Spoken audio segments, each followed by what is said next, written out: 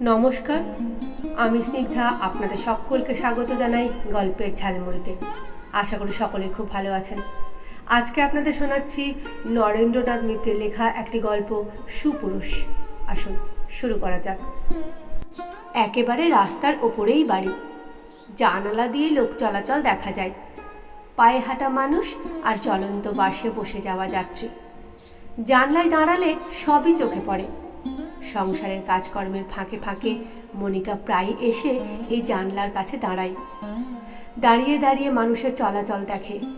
কত চেনা অচেনা মানুষ এই পথ দিয়ে যায় আসে। চলন্ত বাসের ভেতর কেবল কতকগুলি মাথা দেখা যায়। কালো চুলের মাথা, পাকা চুলের মাথা, বিনা চুলের মাথা। কত রকমের মাথায় যে আছে সংসারে, আর কত রকমের মুখ, কত রকমের চেহারা। দেখতে বেশ লাগে। একবার দেখবার নেশা মনের মধ্যে জন্মে নিতে পারলেই হলো। দেখে দেখে দিন রাত কাটিয়ে দেওয়া যায়।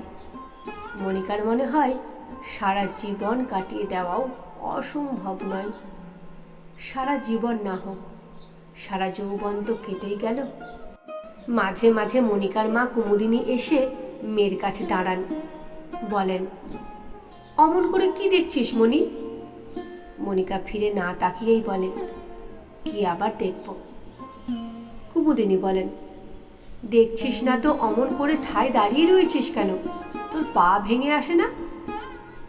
মনিকা সংক্ষেপে জবাব দেয়, না।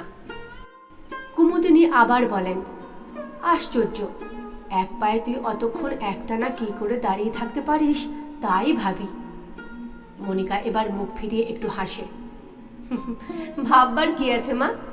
আমি তো এই এক পা নিয়ে শুধু দাঁড়িয়ে থাকি নে, হাঁটি চলি, কাজকর্ম করি। এ তো ছেলেবেলা থেকেই আমার অভ্যেস হয়ে গেছে। কুমুদিনী আবার বলেন, তা হয়ে গেছে অবশ্যই, কিন্তু যাই বলিস, তোর ভাবভঙ্গি দেখে মাঝে মাঝে আমার ভারী ভয় হয় বাপু। মনিকা জবাব দেয়, অবাক করলে মা, আমার ভাবভঙ্গির মধ্যে ভয়ের কি দেখলে? কুমুদিনী যেতে যেতে বলেন, ভয় নয়, দুঃখ। কি যে দুঃখ তা তুই বুঝবি নে, তোকে তো আর মা হতে হয়নি। মনিকা অদ্ভুত একটু হাসে। তা ঠিক বলেছ, এ জন্মে শুধু পুরোপুরি মেয়ে হয়ে থাকার সুখই ভোগ করে গেলাম। কারো মা, কারো বউ হওয়ার দুঃখ আর পেতে হলো না, সেই এক সান্ত্বনা, বলো মা? কুমুদিনী আর সেখানে দাঁড়ালেন না। ঘরের কাজকর্ম পড়ে রয়েছে, দাঁড়িয়ে দাঁড়িয়ে গল্প করলে তার চলে না।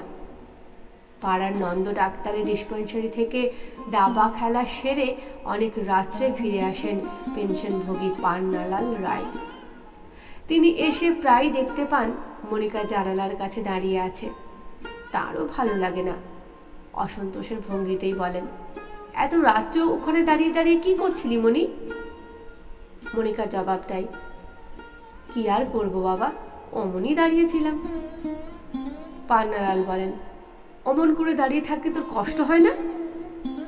মনিকা জবাব দেয়, বসে থাকতে আরো কষ্ট হয় বাবা। পান্নালাল বলেন, শুধু বসে কেন থাকবি, বইটই পড়বি। তোর জন্যই তো লাইব্রেরি থেকে 2খানা করে বই আমি আনি। মনিকা জবাব দেয়, অবসর মতো বই তো পড়ি বাবা। পান্নালাল আবার বলেন, তারপরে দক্ষিণ দিকে যে একটু ফুলের বাগান করেছি, সেখানেও তো কাজ করতে পারিস। সবাই বলে গার্ডেনিং খুব চমৎকার হবে। পান্নালাল সে কথা স্বীকার করেই বলেন, তা অবশ্য তুই যাস, বাগানের উপর তোর যত্ন আছে, তা না হলে বছর ভরে অত ফুল ফুটতো না। মনিকা বলে, এবার হাত মুখ ধুয়ে এসো বাবা, চলো তোমার ভাত বেড়ে দিই। পান্নালাল বলেন, হ্যাঁ চল, কিন্তু তুই যদি দাবা খেলাটা আমার কাছ থেকে শিখে নিতে পারতিস মনি, তাহলে আমাকে আর সঙ্গী জোটাবার জন্য পাড়া ভরে ছুটোছুটি করে বেড়াতে হতো না। বাপ মেয়ে দুজনে মিলে দাবা খেলেই বাকি জীবনটা কাটিয়ে দিতে পারতাম। দাবা কি যে মজার খেলা মা, তা তো তুই আর বুঝলি নে। মনিকা হাসে, না বাবা, ও মজাটা কিছুতেই আমার মাথায় ঢুকলো না। চেষ্টা করে তুমিও তো দেখলে, আমিও দেখলাম, এক মজা কি আর সকলের জন্য হয় গো? পান্নালাল তখনকার মতো আর কোনো কথা বললেন না, কিন্তু খেয়ে দিয়ে শুতে যাওয়ার আগে মেয়েকে ডেকে আবার একটু উপদেশ দিলেন। কথাটা তুই ঠিকই বলেছিস মনি, এক মজা সকলের জন্য নয়। তুই অবশ্য মজার জন্য জানালায় দাঁড়াস নে, তা আমি জানি, তবে পাড়ার সকলেই কিন্তু ওতে ভারী মজা পায়। তারা নানান কথা বলে। মনিকা শান্তভাবে বলে, করুক না, তাতে কি আমাদের কিছু এসে যায়? ওদের কথায় কান দেওয়ার বয়স আমি অনেকদিন আগেই পার হয়ে এসেছি বাবা। পান্নালাল বলেন, কিন্তু লোকে যে হাসাহাসি করে মা। মনিকা বলে, করুক না বাবা, আমাকে ঘুরিয়ে চলতে দেখেও লোকে প্রথম প্রথম খুব হাসত, এখন তো আর হাসে না। দেখতে দেখতে আজকের হাসিও ওদের একদিন বন্ধ হয়ে যাবে, দেখো, তুমি ভেবো না। পান্নালাল ব্যথা পান, তার মুখের ভাবে সে ব্যথা স্পষ্ট হয়ে ওঠে, কিন্তু তা দেখেও তাকে কোমল কথায় সান্ত্বনা দেওয়ার কোনো চেষ্টা না করে মনিকা নিজের ঘরে চলে যায়। যে বাবা মা জন্ম দুর্ভাগিনী মেয়ের মুখের দিকে না তাকিয়ে পরের কথা কানে তোলেন, তারা যদি দুঃখ পান, সে দুঃখ মনিকা ঘুচাতে পারবে না। মনিকার দুঃখই কি কেউ কোনোদিনও ঘুচাতে পেরেছে? জীবনটা যে নিতান্তই দুঃখময়, সে বোধ মনিকার 4-5 বছর বয়স থেকেই হয়েছিল। আরও অল্প বয়সে টাইফয়েডে তার কোমর থেকে শুরু করে বাঁ পাটা একেবারেই শুকিয়ে যায়। এই যাওয়াটা যে কি, তা যত বয়স বাড়তে লাগলো ততই বেশি করে টের পেতে লাগলো মনিকা। সঙ্গী সাথীদের সঙ্গে সে হাঁটতে পারে না, ছুটতে পারে না, তাকে চলতে হয় আস্তে আস্তে, খুঁড়িয়ে খুঁড়িয়ে। পাড়ার সবাই তাকে নিংড়ি বলে ডাকে। মনিকার পৃথিবী তখন থেকেই দুঃখে ভরা। সে দুঃখের একমাত্র সান্ত্বনা ছিল ছোট বোন অনিতা। মনিকার চেয়ে সে বছর 3 ছোট, কিন্তু যেমন সুন্দরী তেমনই স্বাস্থ্যবতী। অনি যে শুধু বাবা মায়েরই নয়নের মণি ছিল তা নয়, দিদিরও আনন্দের নিধি। 2 বোনে ভারী ভাব। মনিকাকে কেউ ব্যঙ্গ বিদ্রুপ করলে অনিতা কোমরে আঁচল জড়িয়ে তার সঙ্গে ঝগড়া করতে যায়। দিদির দুঃখ সে যেমন বোঝে তেমন আর কেউ নয়। পান্নালাল বাবু মনিকার চিকিৎসার জন্য টাকা খরচ কম করেননি, কিন্তু কিছুতেই কিছু হলো না। তারপর চেষ্টা করলেন মনিকার বিয়ের। জামাইকে বিলেত পাঠাবার কি বাড়ি গাড়ি করে দেওয়ার মতো ক্ষমতা অবশ্য পান্নালালের ছিল না। সামান্য পোস্টমাস্টারের চাকরি, অত টাকা কোথায় পাবেন? তবু 2000 টাকা পর্যন্ত পণ দিতে চেয়েছিলেন, কিন্তু একখানা পায়ের ক্ষতিপূরণ বাবদ অত সামান্য টাকা নিয়ে মনিকার স্বামীর পদ গ্রহণ করতে কেউ রাজি হয়নি।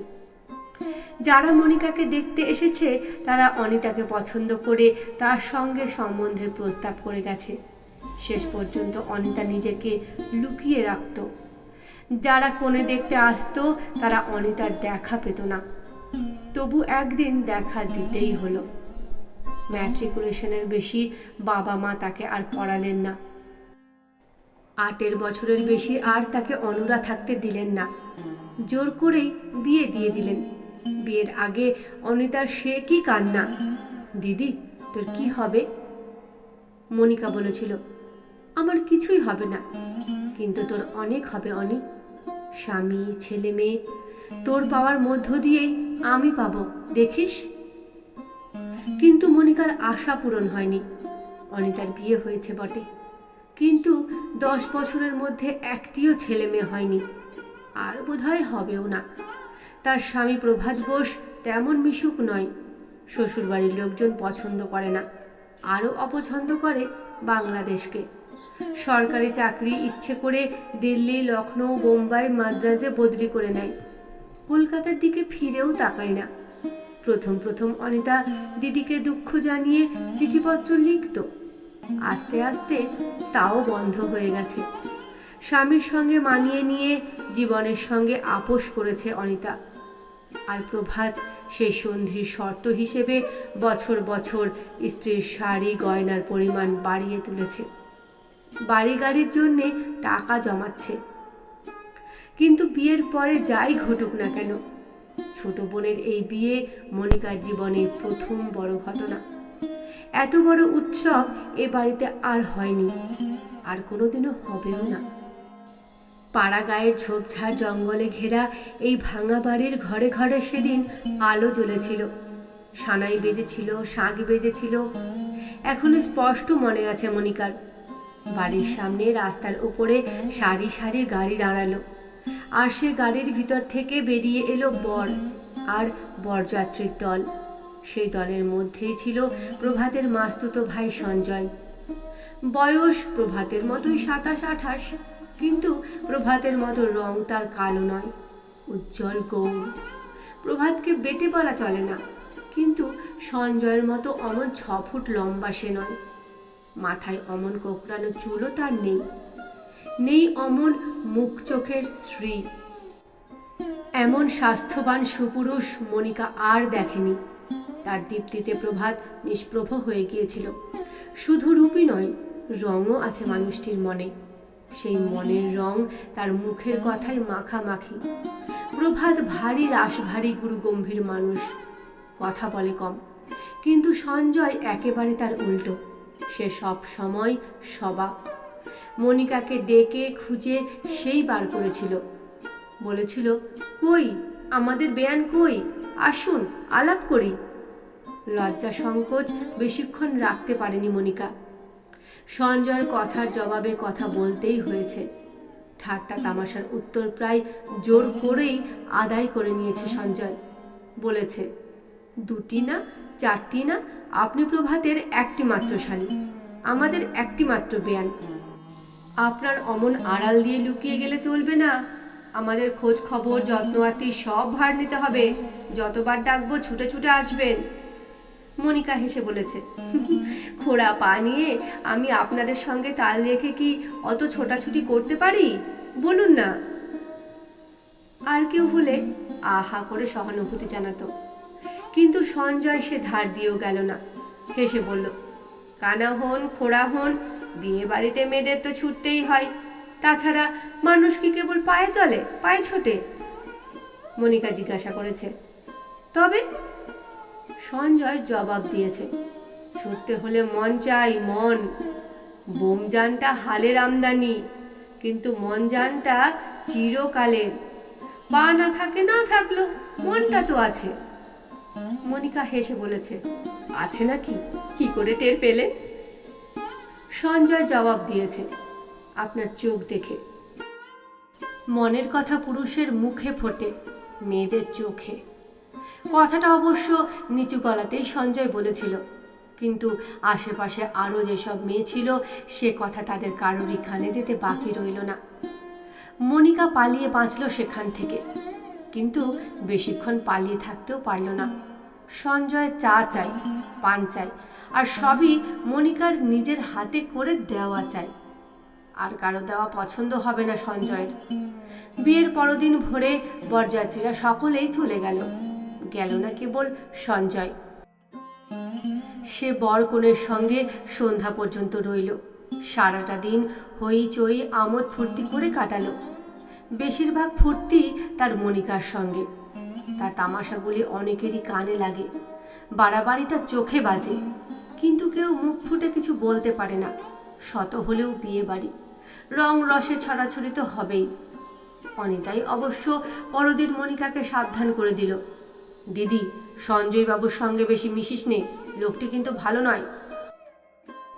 কেন রে? ওর কাছে শুনলুম সঞ্জয় বাবু পাঁড় মাতাল, মদ ছাড়া 1 মিনিটও ওর চলে না। বিয়ে বাড়িতেও মদের বোতল সঙ্গে নিয়ে এসেছে। উমা, তাই নাকি? কথা বলার সময় বিশ্রী একটা গন্ধ বেরোচ্ছিল। সে কি মদেরই গন্ধ? তাছাড়া কি? আর চোখ দুটো কিরকম লালচে দেখছিস তো? মনিকা গম্ভীরভাবে বলল, দেখেছি। কিন্তু এত সাবধান করে দেওয়া সত্ত্বেও মনিকাকে সঞ্জয়ের সঙ্গে কথা বলতে দেখে অনিতা অবাক হয়ে গেল। একটু তিরস্কারের সুরে বলল, দিদি, তুই কি? সঞ্জয় বাবুর ভাব চরিত্র দেখে কোনো মেয়ে তার কাছে যাওয়ার সাহস করছে না, কিন্তু তুই কিভাবে যাচ্ছিস? ওর কাছে যেতে তোর সাহস হচ্ছে? মাতালকে তোর ভয় নেই? মনিকা হেসে বলল, না অনি, মাতাল দাঁতাল কাউকেই আমি ভয় করিনি। আমি যে খোঁড়া তা সবারই চোখে পড়ে। সঞ্জয়ের নেশার কথা সকলেই জানতে পারল। পেশার কথাটাও অজানা রইল না। সঞ্জয় অভিনেতা, থিয়েটার সিনেমায় অ্যাক্ট করে, নিকট আত্মীয় বলতে কেউ নেই, মেসে হোটেলে যখন যেখানে খুশি থাকে। এমএ পর্যন্ত নাকি পড়েছিল, কিন্তু অত পড়াশোনা বিশেষ কাজে লাগেনি। অভিনেতা হিসেবেও তেমন খ্যাতি হয়নি সঞ্জয়ের। অথচ মদ্যপ বলে অখ্যাতি যথেষ্ট আছে। কোনো দিক থেকেই লোকটি নির্ভরযোগ্য নয়। তবু তাকে মনিকার ভালো লেগে গেল। দুজনে ঠিকানা বিনিময় করলো, এমনকি চিঠিপত্রের বিনিময়ও চলতে লাগলো। ভারী চমৎকার চিঠি লেখে সঞ্জয়। মুখের কথাকে কলমের মুখে বসিয়ে দিতে জানে। অনিতা তা দেখে সাবধান করে দিল দিদিকে। বলল, দিদি তুই ওর ছলনায় ভুলিস নে, লোকটা ভালো না। ও নাকি সব মেয়েকেই একই ভাষায় চিঠি লেখে, সব মেয়ের সঙ্গেই একই ধরনের কথা বলে। মনিকার জবাব দিল, তা বললই বা, খোড়ামের সঙ্গে ও যে মন খুলে কথা বলে, চোখ তুলে তাকায়, সেই তো তার মহত্ব। অনিতা প্রতিবাদ করে, মোটেই মহত্ব নয়, মহত্বের ভান। উনি বলেন সারা দুনিয়াটাই ওর কাছে স্টেজ, আর মেয়ে মাত্রই নায়িকা। মনিকা ভাবে, না হয় স্টেজের নায়িকাই সে হলো। অনির মতো বাসর ঘরের নায়িকা তো জীবনে কোনোদিনও তার হওয়ার আশা নেই। কিন্তু সঞ্জয় সেনের সবই যে অভিনয় তা মনিকার মনে হয় না। সঞ্জয় তাকে চিঠি লেখে, তার অভিনয় দেখবার জন্য কমপ্লিমেন্টারি কার্ড পাঠায়। খাওয়ার নিমন্ত্রণ করলে সত্যি এসে হাজির হয়, রাত্রে থাকে, আর সারাক্ষণ মনিকার সঙ্গে গল্প গুজব হাসি ঠাট্টা করে। বাড়ির মধ্যে কোণের দিকে ছোট্ট একটা অন্ধকার ঘর সে বেছে নিয়েছে, সেইখানেই তার থাকবার জায়গা করে দেয় মনিকা। সারা রাত সে মদের নেশায় বিভোর হয়ে পড়ে থাকে, অনেক বেলা পর্যন্ত পড়ে পড়ে ঘুমোয়। কয়েকবার সে মনিকাকে ডেকে বলে, যাই বলো, তোমার এডেরাটি ভারী সুন্দর, মনে হয় যেন কবরের মধ্যে পরম আরামে শুয়ে রয়েছি। এমন জায়গা সারা কলকাতা শহরে আর নেই। মনিকা বলে, সেই জন্যই বুঝি এখানে আসেন? সঞ্জয় তার রাঙা চোখ মেলে মনিকার দিকে তাকায়। শুধু সেই জন্যই নয়, তোমার জন্যও আমাকে এখানে আসতে হয়। মনিকা বলে, আপনি ঠাট্টা করছেন। সঞ্জয় বলে, না, ঠাট্টা কেন করব? আচ্ছা মনি, আমি তোমাকে তুমি বলছি, কিন্তু তুমি সেই শুরু থেকে আজ পর্যন্ত কেবল আপনিই চালিয়ে যাচ্ছ। তুমিও আমাকে তুমি বলে ডাকো না কেন? মনিকা বলে, বলবো, আপনি যখন মাতলামি করবেন না, অভিনয় করবেন না, সহজ স্বাভাবিকভাবে তুমি বলবেন, তখন আমিও তুমি বলবো। সঞ্জয় হেসে ওঠে, ওসব বাজে কথা তোমাকে কে বলেছে? কোনো ভাবই দুনিয়ায় সহজ ভাব নয়। খানিকটা মাতলামি, খানিকটা ভালো লাগা, আর খানিকটা অভিনয়, এই নিয়েই তো প্রণয়।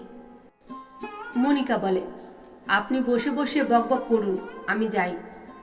সঞ্জয় বলে, না না, যেও না। তোমাকে দেখে দেখে আমার কি মনে হয় জানো?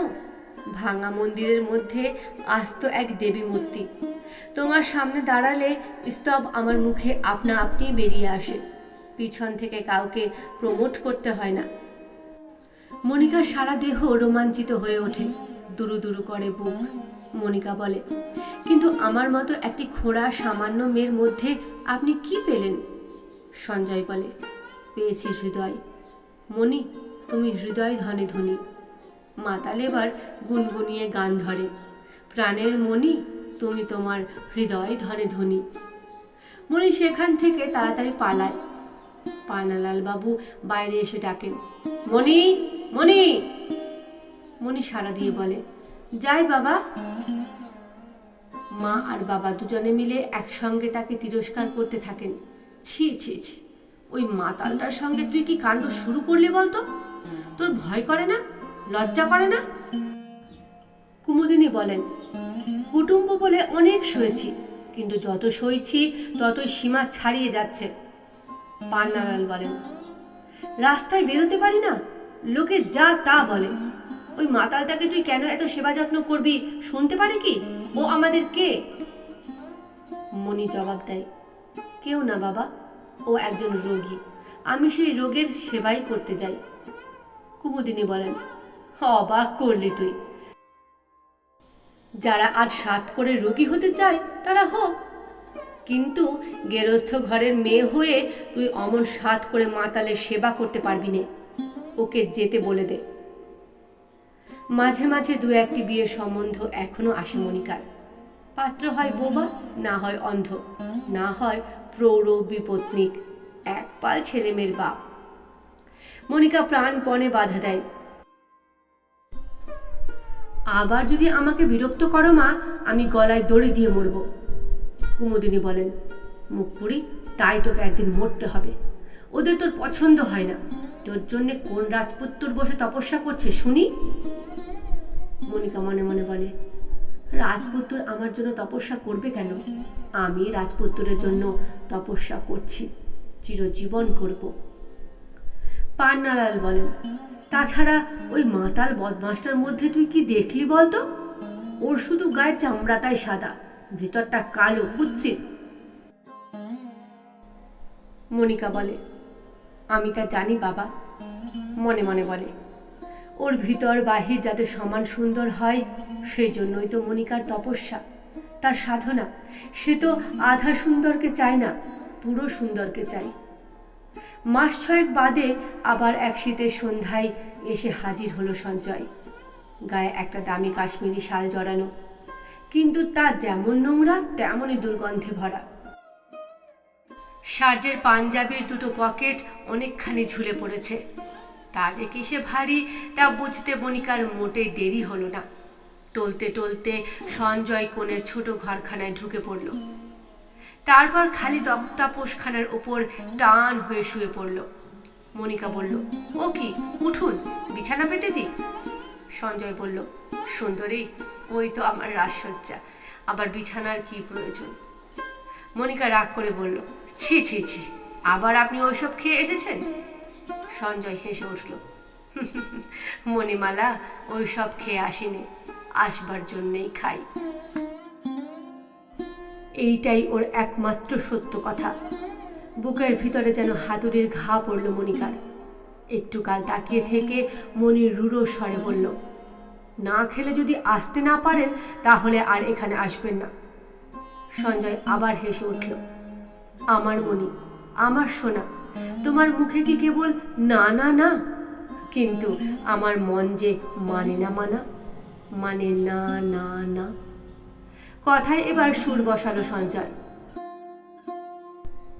পান্নালাল চড়া গলায় ডাকলেন, মণি! কি বলছো বাবা? মণি তার সামনে গিয়ে দাঁড়ালো। তুই ওই মাতালটাকে আবার এ বাড়িতে ঢুকতে দিলি কোন সাহসে? এ বাড়ি তোর না আমার? তোমারই বাড়ি বাবা। তাহলে এক্ষুনি ওকে বের করে দে। মণি বলল, রাতটা যাক, সকালে ওকে বের করে দেব বাবা, আর কোনোদিনও ওকে বাড়িতে ঢুকতে দেব না, তোমাকে কথা দিচ্ছি। পান্নালাল বললেন, মাতালের সঙ্গে তুই মাতালনি হয়েছিস, তোর আবার একটা কথা। খেয়ে দিয়ে তারা দুজন নিজেদের ঘরে চলে গেলেন। যাওয়ার আগে বললেন, খবরদার, ওকে আজ আর কিচ্ছু খেতে দিতে পারবি নে। যত্ন পেয়ে পেয়ে ওর লোভ বেড়ে গেছে। যে মাতাল, যে বদমাস, তার সঙ্গে আবার কুটুম্বিতা কিসের, ভদ্রতা কিসের? ঢের সয়েছি, আর নয়। মনিকাও সে রাত্রে কিচ্ছুটি খেলে না। বাবা মার অনুরোধ উপরোধে কান না দিয়ে ঘরে গিয়ে খিল দিল, কিন্তু খিল দিয়ে বেশিক্ষণ থাকতে পারল না। সঞ্জয়কে কিছু তারা খেতে না দিয়েছে, না হয় নাই দিল, কিন্তু এই কনকনে শীতের মধ্যে লোকটিকে অন্তত লেপ কাঁথা কিছু একটা দিয়ে আসা তো দরকার। মনিকার ঘরে লেপ একখানাই মাত্র রয়েছে, আর ছেঁড়া র্যাগ আছে একটা। র্যাগটা নিজের কাছে রেখে নিজের গায়ের লেপখানা নিয়েই মনিকা চলল সঞ্জয়ের জন্য। লোকটির খিদে তেষ্টা বলতে কিচ্ছুটি নেই, শালমুড়ি দিয়ে ঘুমোচ্ছে তো ঘুমোচ্ছেই। মনিকা ডেকে তাকে তুলল, উঠুন, বিছানা পেতে দি। সঞ্জয় বলল, আগেই বিছানা পাতবে কেন? কিছু খেতে দেবে না? মনিকা বলল, কেন, যা খাচ্ছেন তাতে পেট ভরে না? সঞ্জয় বলল, তাতে পেটও ভরে না, মনও ভরে না। ও তো ভরাবার জন্য নয় মনি, খালি করে দেওয়ার জন্য। মনিকা বলল, এও যদি জানেন তবে ওই ছাই ভস্য খান কেন? ছেড়ে দিতে পারেন না? প্রতিজ্ঞা করে ছেড়ে দিন না। সঞ্জয় বলল, প্রতিজ্ঞা রোজ করি, রোজ ভাঙিও, কিন্তু এই ভাঙা গড়ার খেলা রোজ আর ভালো লাগে না। মনিকা কাতর স্বরে বলে, আর ভাঙবেন না, এবার আমার গা ছুঁয়ে শপথ করে যান। আপনার এত রূপ, এত গুণ, কিন্তু এক দোষে সব যেতে বসেছে। আপনার খুঁত তো আর আমার খুঁতের মতো নয়। একটু চেষ্টা করলেই আপনি নিখুঁত হতে পারবেন। পারি? সত্যি বলছো? আমি পারি? পারেন বই কি। সঞ্জয় কি বুঝলো কে জানে, তক্তাপোষ ছেড়ে উঠে এসে মনিকাকে হঠাৎ সে বুকে চেপে ধরল। তারপর গালে আর ঠোঁটে ঘন ঘন চুম্বন করতে করতে বলল, তুমি সত্যি বলছো আমি পারি? মুহূর্তকাল স্তব্ধ হয়ে দাঁড়িয়ে রইল মনিকা।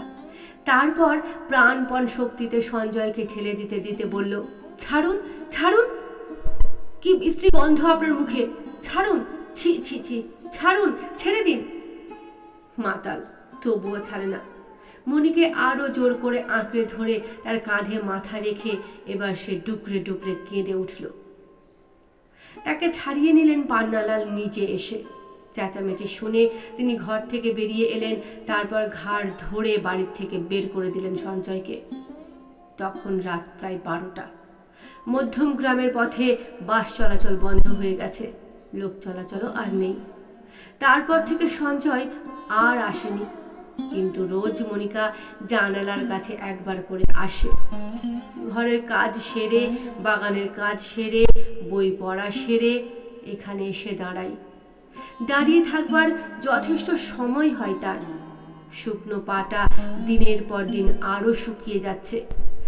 এখন একেবারেই একটা পা সম্বল। তবু এই এক পা নিয়ে ঘন্টার পর ঘন্টা দাঁড়িয়ে থাকতে থাকতে তার মোটেই কষ্ট হয় না। এখান থেকে সারাদিন পথের অনেকখানি দেখা যায়, পথের মানুষ দেখা যায়, দুপাওয়ালা চলন্ত মানুষ আর ছুটন্ত বাস। ছুটতে ছুটতে সেই বাস কি একবারও এই মোড়ের মাথায় থামবে না? একবারও নেমে আসবে না সেই মানুষটি, যার কোনো জায়গায় কোনো খুঁত নেই, যে পুরোপুরি সুপুরুষ? মনিকা তার কাছে আর কিচ্ছু চায় না, শুধু একটিবারের জন্য তাকে দেখতে চায়, একটিবারের জন্যে শুধু তার একটি মাত্র কথা শুনতে চায়, যে কথার মধ্যে মত্ততা নেই, ছলনা নেই, যে কথার মধ্যে আছে সমস্ত সত্য, আছে সমস্ত কিছু। ধন্যবাদ।